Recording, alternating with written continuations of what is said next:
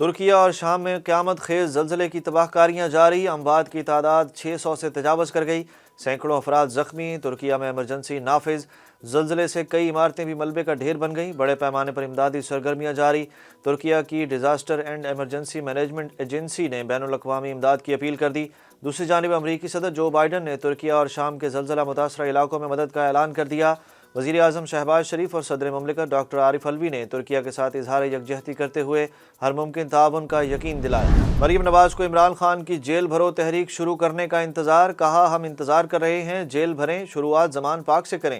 ملتان میں صحافیوں سے بات کرتے ہوئے مسلم لیگ نون کی چیف آرگنائزر مریم نواز کا کہنا تھا کہ ہم آنکھیں نظریں بچھا کر بیٹھے ہیں، آئیں تشریف لائیں اور دیکھیں کہ جیل کیا ہوتی ہے۔ انہوں نے فرنٹ لائن پر خواتین کو رکھا ہوا ہے، خود سامنے آئیں۔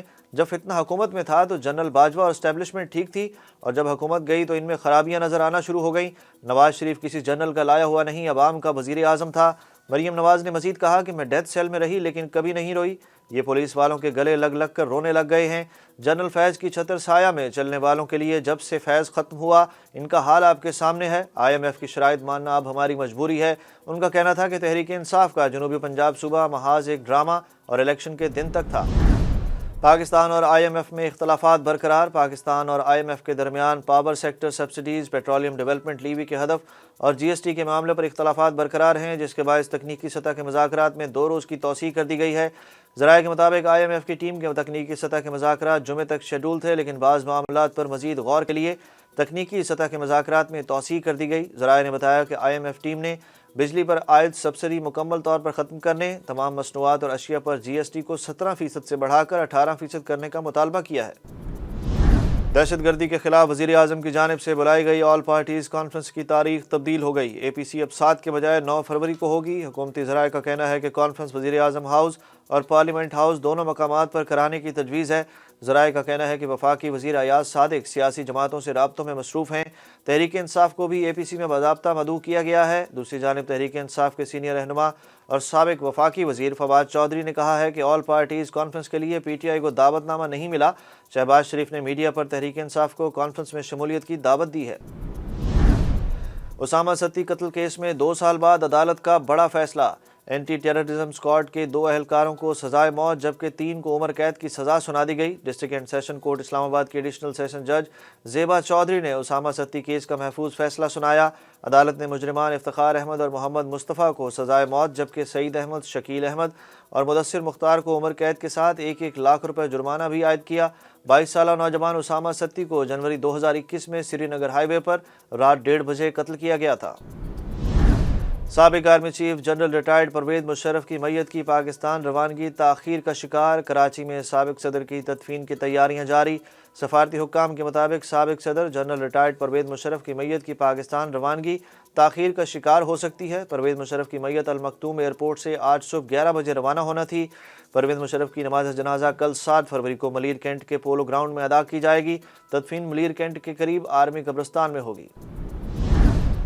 پشاور پولیس لائنز خودکش دھماکے میں اہم پیش رفت، تحقیقاتی اداروں کو دھماکے میں ملوث خودکش بمبار اور پورے نیٹ ورک کی تفصیلات مل گئیں۔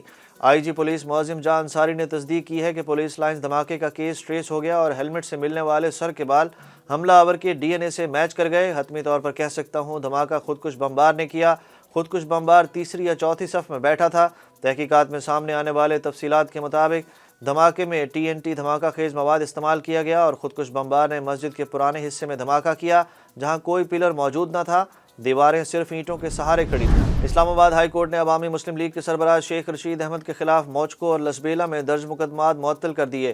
مقدمات پر پولیس کو کارروائی سے روک دیا گیا۔ عدالت نے بار کونسل، اٹارنی جنرل اور ایڈوکیٹ جنرل کو نوٹس جاری کر دیے۔ اسلام آباد ہائی کورٹ میں سابق وفاقی وزیر شیخ رشید کی درخواستوں پر سماعت جسٹس طارق محمود جہانگیری نے کی۔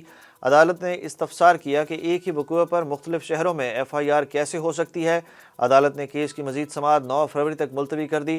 دوسری جانب عدالتی حکم پر شیخ رشید احمد سے کراچی پولیس نے اڈیالہ جیل میں تفتیش کی۔ وفاقی وزیر قانون اعظم نذیر تارڑ کا کہنا ہے کہ 90 دن کے بعد ہونے والے الیکشن کے لیے قانون سازی کی ضرورت نہیں۔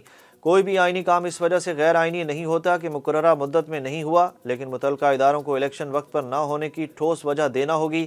اسلام آباد میں صحافیوں سے گفتگو کرتے ہوئے اعظم نذیر تارڑ کا کہنا تھا کہ آئین کے ساتھ ایسے مذاق نہیں ہونے چاہیے۔ آئین میں شک ہے کہ آئینی کام مقررہ مدت میں نہ ہونے کی ٹھوس وجوہات ہونی چاہیے۔ انٹر بینک میں ایکسپورٹرز کی جانب سے ڈالرز کی فروخت کے باعث روپے کی قدر میں اضافہ۔ انٹر بینک میں ڈالر 4 روپے 58 پیسے سستا ہو کر 272 روپے کی سطح پر آ گیا۔ انٹر بینک ڈیلرز کے مطابق IMF سے متوقع ڈیل سے ڈالر کی رسد بڑھے گی اور روپے کی قدر میں استحکام آئے گا۔ ایشیا کپ ہوگا تو پاکستان میں ہی ہوگا، پاکستان کرکٹ بورڈ اپنے موقف پر ڈٹ گیا۔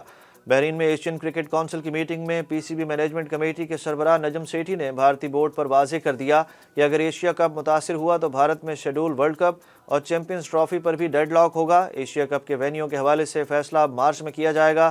ایشیا کپ 2023 پاکستان میں شیڈول ہے، مگر بھارتی کرکٹ بورڈ حکومت کی اجازت کا بہانہ بنا کر پاکستان آنے سے انکار کر چکا ہے۔ اور گریمی ایوارڈز 2023 میں امریکی گلوکارہ بیونسے نے تاریخ رقم کر دی۔ بیونسے سب سے زیادہ 32 گریمی ایوارڈز اپنے نام کرنے والی گلوکارہ بن گئیں۔ دوسری جانب عروج آفتاب گریمی ایوارڈز میں پرفارم کرنے والی پہلی پاکستانی گلوکارہ بن گئیں۔ پاکستانی گلوکارہ نے دنیائے موسیقی کے اعلیٰ ترین گریمی ایوارڈز میں بہترین پرفارمنس دے کر مداحوں کے دل جیت لیے، جبکہ پاکستانی نژاد عروج آفتاب گزشتہ سال کے بعد دوسرا گریمی ایوارڈ حاصل کرنے میں ناکام ہو گئیں۔